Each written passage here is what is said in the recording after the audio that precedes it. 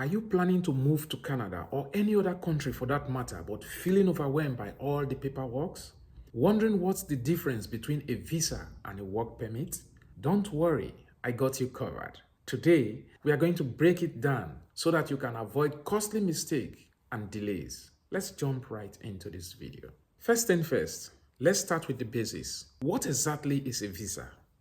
Simply put, a visa is an official document that allows you to enter or stay in any country for a specific purpose. It could be for tourism, for study, or for work. And it's just like you getting a ticket to enter into that particular country. Now, what about a work permit? The work permit is different. It's a document that authorizes you to work in that country you've gone into. You may need both of them, a visa and a work permit, depending on your situation. Confusing, right? Don't worry, I will explain how they are different. A visa allows you to enter into a country, while a work permit lets you work there legally. Think of them as two pieces of a puzzle. You might need one or you might need both of them, depending on specific situation that you find yourself in that country. So why is it important to understand the differences? Here's the deal. Confusing a visa with a work permit can lead to legal issues or delay. Imagine arriving in your chosen country, ready to start your dream job, only to find out that you are missing the right document. Nightmare, right? That is why it is crucial to know exactly what you need for your specific situation. Whether you are applying for a work visa, a tourist visa, or a study permit, understanding the requirement will save you time, stress, and money. Now let's break down visas. There are several types of visas for each country that you are going. We are going to use Canada as an example. You might have a visitor visa, you might have student visas, and work visas. Each serves a different purpose. For example, a visitor visa lets you stay in Canada for up to 6 months as a tourist. You are not allowed to work. Well, depending on the circumstance, the government of the country might decide that at this time, visitors can work. But always check the government website to see if you are allowed to work. For Canada, visitors were allowed to work before, but that has been stopped. So as a visitor, you cannot work. The application process involves filling out forms, providing supporting documents, and paying the fees. Processing time varies, so apply early. Also, visas comes with restriction. For instance, a visitor's visa doesn't allow you to work. Or let's take study visas. They might allow you to work, but for a reduced amount of hours per week. So those are what we are talking about. They come with different restrictions. Knowing this limitation is key to avoiding troubles. Sometimes you might not even think about the trouble, or you might think you are getting away with it. But guess what? If your intention is to stay in the country long term, you might just be raking or piling up trouble for yourself in the future. Because down the line, when you apply for citizenship, then your past deed, so to speak, what you did with your permits, your visas, then will be looked into.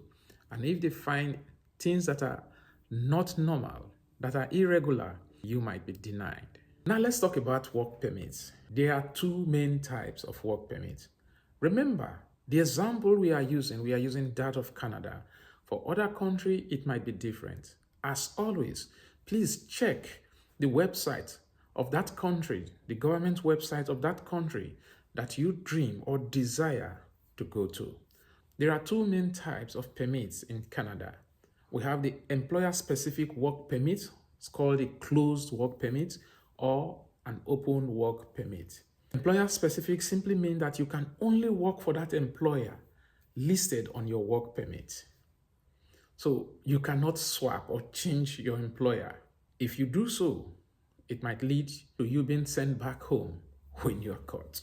Open work permit gives you flexibility, but these are harder to qualify for.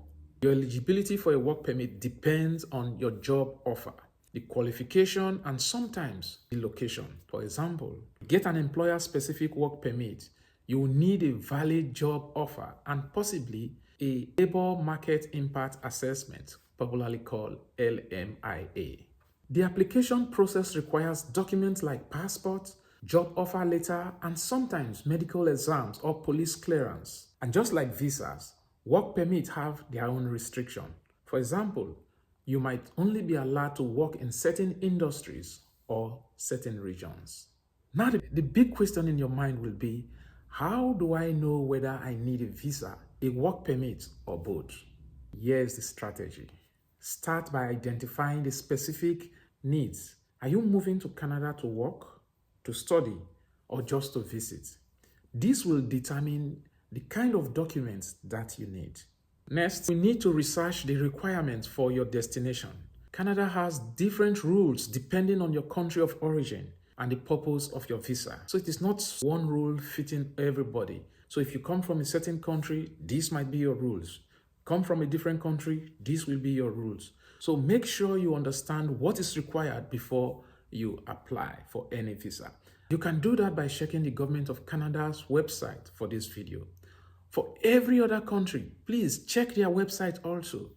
Everything that is needed is there. And if you are unsure, seek professional advice. Immigration lawyers are there.